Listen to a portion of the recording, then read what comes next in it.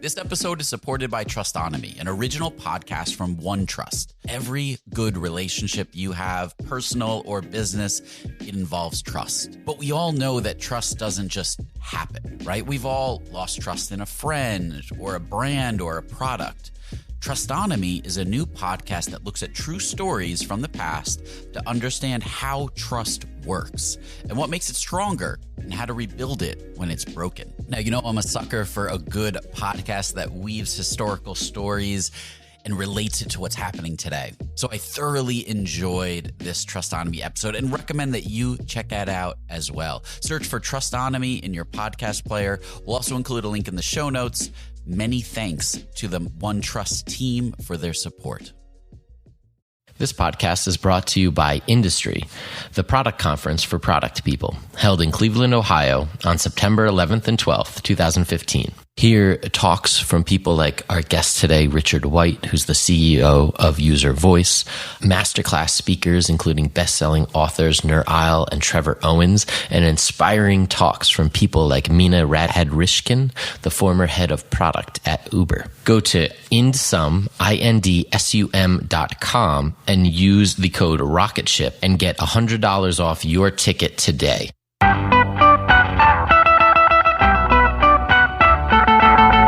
Welcome to the Rocketship podcast. I'm Matt Goldman. I'm Michael Saka. And I'm Joelle Steiniger. Today we talked with Richard White, the CEO of UserVoice. What'd you guys think? This one was great. We talked all about the day-to-day of a product manager and how they can use data and behavioral analytics to craft the direction that the product goes in. Yeah, it was incredibly insightful to get kind of how they collect their data and how they use it, and even how UserVoice helps with that. But he gave suggestions that all you need is a spreadsheet to do some of this. So yeah, absolutely. Let's get into it. We're so happy to have Customer.io supporting the show again. We use Customer.io for Hookfeed, and we absolutely love the power it gives us. Customer.io is a data-driven email platform that helps you communicate better with your customers. The kicker is that their powerful rules-based targeting enables you to keep your messages human even as you automate them and scale. Go to customer.io/rocketship to start sending emails that convert. So I guess give us the kind of high level of UserVoice. Yeah, I mean, at a very high level, UserVoice is all about helping you turn customer feedback at a very large scale into something that's manageable, kind of understandable, and actionable, right? So I think one of the challenges you have is, you get maybe a lot of unsolicited, unorganized feedback about a product or a service, and that's I think feedback is one of the most valuable things you can get, right? And I think it's traditionally one of those things that's kind of underappreciated, right? A lot of people take it for granted, but getting large amounts of customer feedback can be very daunting, right? Well, how do you parse through it, right? How do you figure out, I've got 10,000 people talking to me, that's not manageable. And so our goal from the get-go has always been how to make kind of a very much almost a one-to-many conversation with your customer base manageable. Right. So how are you collecting that data, or are you facilitating the collection of the data? Yeah, so I mean, the original kind of incarnation of UserVoice actually came from, I worked in a Y Combinator company and actually shared an office back in the day with Reddit. Oh, no way. So you can almost think of, I'm good friends with those guys, and you can almost think of the original kind of mechanic and our core mechanic for how we get feedback. It's almost like a Reddit for customer feedback, right? Okay. And the idea is you either have some sort of widget or something built into your app, or you just have a standalone site that you're linking to or sending emails, driving people towards, where there's a simple open-ended question, right? Which is, how do we make this product better? People can submit their feedback. We will try to see if someone's already submitted something similar, right? So we'll do like a keyword analysis and says like, oh, you're asking for a Jira integration. Okay, looks like someone else has already asked for that. Why don't you just kind of +1 that idea, right? Rather than submitting it yourself, right? So the big insight here was that in kind of the modern era, traditional like surveying tools and ways to do this were always done at a very small scale, like a focus group scale or a couple hundred people, right? how do we open this up where we've been getting feedback? Just, I think you should build Jira. I think you should add this feature. I don't like this part of the product. Like, how do we allow that level of feedback from 10,000, 100,000, million folks, right? Wow. And rather than trying to solve that algorithmically, which is really hard, right? And the best you can do today with algorithms is kind of like these keywords seem to be trending. Rather than doing algorithmically, we try to do it kind of through wisdom of the crowd, right? And say, look, users kind of know, hey, look, if I ask for Jira integration and we do some basic keyword matching, that, oh yeah, someone said integrate with Jira. Yeah, that's exactly what I want. Let me +1 that, right? And so we, again, Reddit for customer feedback are really relying on users to self-organize this large amount of data. So you as a PM or a startup CEO don't have to send out a bunch of surveys. You don't have to have a bunch of customer conversations. You can just go into this one repository and say, oh, wow, there's 500 people that want a Jira integration. Here's all their emails. That's great. Here's how much they spend on my product. That's great. Great. I can follow up with them. I know that this is a priority. I can prioritize this for my engineering team. So how do you use that at UserVoice? How does it drive the product direction? Yeah, so a lot of how we think about, product management is almost like portfolio management from like finance, right? Where it's like when you think about, and I think this concept varies a lot depending upon the stage of company, right? And the idea is like if you think about it from portfolio management in terms of instead of investing in certain stocks or bonds, you're investing in certain functionality, right? And so there's always this mix of functionality you're investing in, which is kind of iterative improvements. And you've got things which are just kind of like big innovation pieces, right? And early on in a company, you're going to focus a lot on big innovation things, right? Like you're not going to be doing small, minor iterations. You're going to be doing, we're going to launch this big feature. We don't have a lot of data on it, but our gut tells us what we have to do. But the more you mature, the more you start kind of balancing towards, okay, we need a mix of both, right? We need kind of, high risk but high reward bets. We also need a lot of low risk but low reward bets, right? So things are like, these are iterative improvements. These are things that I know my customers want. I can quantify the demand, and I can quantify the cost to build it, right? And the larger the company you get, the more you shift over to those iterative improvements and less of the giant innovation ones. And so where UserVoice becomes most valuable is on those iterative improvements. It's like I said, the classic kind of criticism leveled at user feedback is, this is user feedback you would have ended up with a faster horse and not a car, right? And so there's always room for innovation, right? But there's a lot of room for iterative improvement, especially in the product landscape today, where the differentiators between the number one product in any segment and the number two product, in my opinion, is usually in the last mile of the product. It's the last 10% of the product, right? The difference between Android and iOS. Most people say it's kind of, they're 90% the same product, right? And so the way we think about using this data is helping us quantify what are the most important iterative improvements we could be doing, right? And like I said, the larger the product and the more mature the product, the more valuable that becomes. If you're an Xbox, which is a customer of ours, knowing what the next iterative improvement should be with a customer base as large as they have, if we know that this is going to make things 10% better, that's massive, right? So that's how we think about that. So for someone like managing a project or building a product, where does that gut instinct fit in to this kind of data analysis of what features and how much these features could be potentially worth? How do you recommend balancing that? Yeah, and like I said, I think there's definitely a continuum, right? You're definitely have to do more gut in the beginning of a company than later on, mm-hmm. Right? We're testing. We've rolled out kind of new functionality which allows us to kind of put gut instinct alongside tested feedback. We call it Smart Vote, and it allows you to say, all right, well, let's take the top 5 things from the community. Let's take the top 5 ideas I have, and let's go run a kind of an in-app survey, right, testing which concepts most resonate with your users, right? So that's one way to kind of put gut alongside data. I think though, in the broader perspective here, I'm going to draw an analogy to marketing, which we do a lot, right? So if you look back at, think of what we're doing here or how we're thinking about product is trying to revolutionize product in the same way that marketing automation has kind of revolutionized marketing, right? If you go back 20 years, how do we make marketing decisions? What ads do we run, et cetera, et cetera? You get a couple people in a room and you have some sort of Mad Men style conversation, right? And the most persuasive argument wins, and that's the ad campaign we run, right? And so it was all art and really very little science. Now we look at marketing, and my head of marketing has an engineering background, right? Right. And a lot of it is there's still certainly room for art, right, and creativity and high risk, high reward campaigns and things like that. But there's science to back it up, or at least test it when it comes out the other end and say, yeah, that did work or not, right? And I think that analogy applies very well to product. How do product decisions get made today? In large part, from folks I've talked to, 9 out of 10 times, it's the same thing as marketing 20 years ago. We get a number of people in a room, and we all come with our own biases and stories from customers and some data, and we argue it out, right?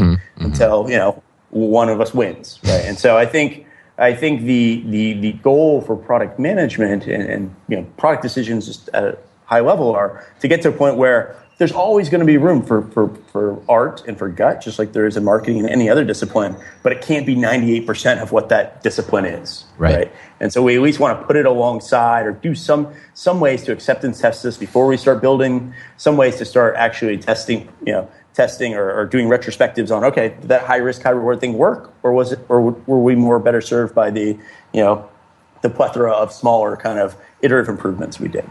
This episode is brought to you by Miro. Whether it's agile planning, Scrum events, or technical diagramming, Miro is built for engineering workflows like yours. Enable your team to plan, align, and execute on your infrastructure initiatives all in one single place. That means you can plan your infrastructure efforts with intuitive project management and agile-focused features directly on a Miro board. Miro also has a ton of integrations like with Jira and Azure and Rally, so you can import tasks as native cards so you can see the big picture. Plus, Miro's estimation app gives you clear understanding of work scope and lets you identify gaps in analysis or understanding and set clear expectations for delivery, which is priceless. So, your first 3 Miro boards are free forever when you sign up. So go to Miro.com/podcast. That's Miro.com/podcast. So when we're looking at a product, right, you mentioned before the general question of how do we make this better and collecting the responses to it. What other kinds of data can we be looking for when we're looking at kind of product improvements and type of questions that we should be asking? Yeah, I mean, when I think about our space is pretty new. When I think about my vision for the tool set of the future for PMs, right? There's really kind of 2 sides to that coin, right? One is one I think we're all probably most familiar with, which is kind of the behavioral analytics side, right? So we've got in-depth behavioral analytics to tell us what parts of the product are being used, which parts are not. Allows us at a very low level to debug where are we losing people in a specific workflow, but it doesn't necessarily tell us why that part of the product isn't being used or why we're losing people in that workflow. And a lot of, the why, you can figure some of it out through behavioral analytics, but a lot of it you need to talk to people. Why did you stop? Why did you stop here, right? Why don't you use this whole, this area of our product? Mm-hmm. And that to me is the big kind of untapped, market, right? That we're kind of going after, which is, a lot of what PMs spend time doing is talking to customers, talking to other people that talk to customers, like support or sales or customer success, right? And you spend a lot of time getting lots of stories, right? Beta customers, customer advisory boards. There's a lot of qualitative, feedback in the data set a PM uses on a daily basis. And it's not in a system like it's, usually in Excel. Some people build it out in Salesforce. Maybe you're really sophisticated and you have some engineers working for you and you build out some BI tools to track it. But by and large, in fact, we ran a survey and found that 4 out of 5 PMs don't have a good process for doing this, right? And so what I look at is, the data set I think is really interesting is who are all my users? What do I know about them? What segments do they represent? How loyal are they? How satisfied are they? What do they spend with me? And then what are all the things I could build? How much would it cost to build those things? And what is the intersection between the two, right? Do I have 50,000 people that want me to build this thing that takes 10 man months? Should I build that over the thing that I've got 20,000 people that costs 20 man months, right? And then having that integrated with behavioral analytics. So I think there's just there's a lot of, the last 5-10 years, there's an explosion of data. And so there's more feedback coming at PMs and product companies than ever. And there's just not a good place for it to go. And we're still figuring out how to marry it up to behavioral analytics and all these other things. But to me, that's kind of like the holy grail there is like to have a system that correlates all these things well together, right? Okay, cool. People aren't using this side of the product. Wow, look, I can see that one of the top, qualitative things we're hearing through my sales team and directly from customers about this area of the product is X, Y, and Z. Oh, that explains the drop off. Okay, let's go build that thing, and then let's go test to see if those things, let's go then look back at our behavior analytics and see that after building those things, did we see adoption increase? Great, awesome, right? So do you have any kind of techniques or ways that you frame collecting that feedback so that you're really understanding what problem people are trying to solve instead of just features that they're shouting out? When we're talking about gathering feedback, the process we look at is, we're going to get feedback from, we're not going to get feedback from 50% of people. We're going to get it from your most engaged audience, right? A group of somewhere between 5 and 20%, right? They are like your power users. They know how to articulate the gaps in your product. In fact, they can usually articulate them very well, right? And they articulate them in a way from a user perspective that makes it easy for other users to glom onto it and understand it and say, yeah, that's my problem too. So I want to take a little bit of umbrage with kind of the users don't know what they want, right? I think there's a case to be said for one of the things we try to do in a pipeline is, all right, cool.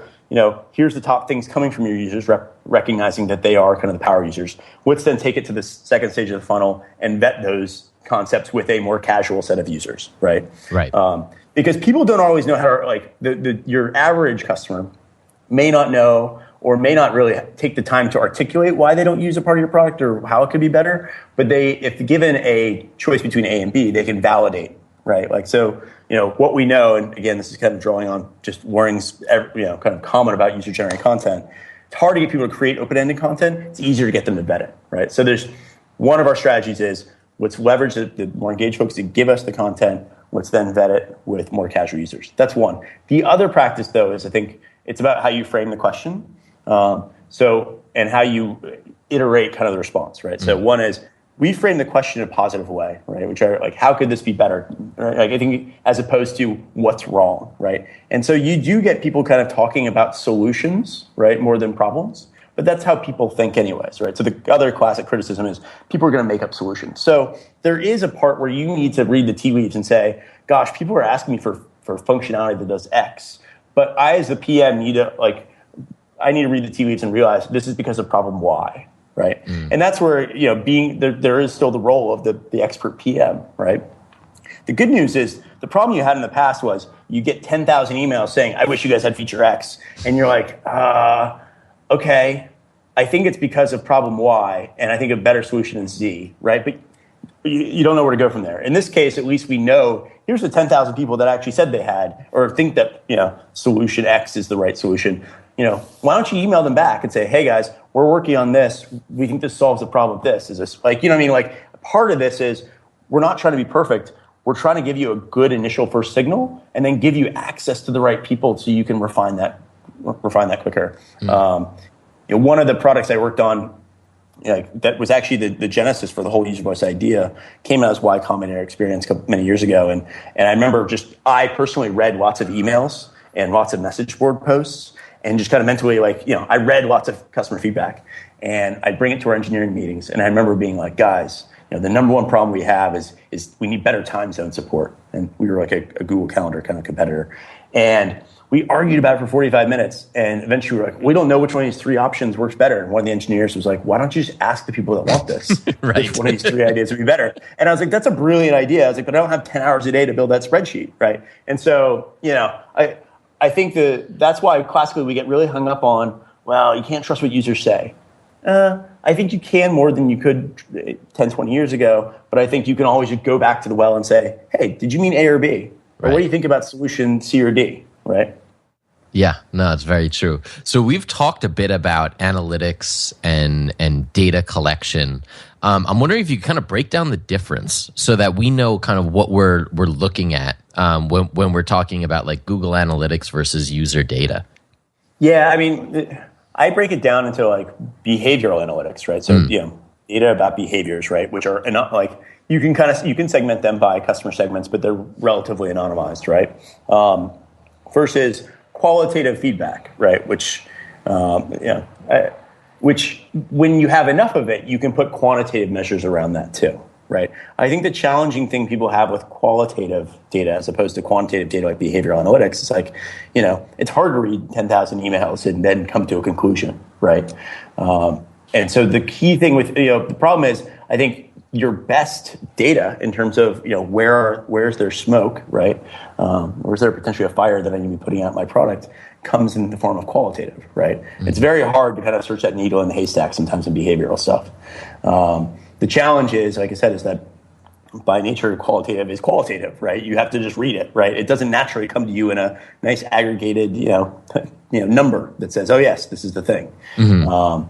And so that's why I think the challenge, whether you're using like UserVoice or whether you're building your own system, which I've known people to do, at lower volumes, I've known people to like build their own system in Salesforce to basically literally say every time there's a sales closes a deal, they have to or loses a deal, they have to link, they have to find the 3 reasons they lost that deal, and they need to write that into the opportunity, right? And they have to link it back into a bigger system. I built some system that allows us to put numbers around, qualitative feedback, right? Yep. And to me, the set of data you need as a PM, like I said, is that data set of customers intersected with potential functionality alongside kind of the behavioral stuff, which helps you further validate it down the line.